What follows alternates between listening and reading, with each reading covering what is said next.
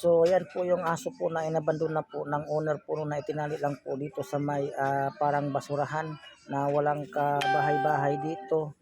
So buti na lang po ay amin po siyang nakita, itinali lang po sa dyan at walang tubig, walang pagkain. So nag-chat po ako kay Lea Borbon na sana po ay makuha po niya si Doggy.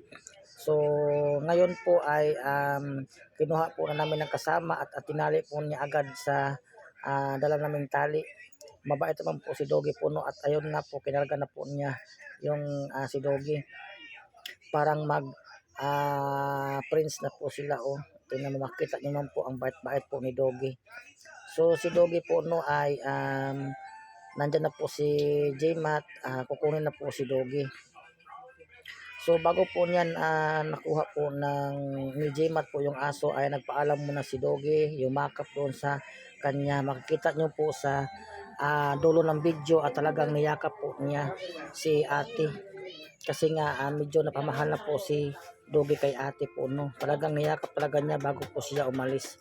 Nagpaalam po si Doggy, niyakap niya. Tapos ayan po makita po ninyo sa dulo po ng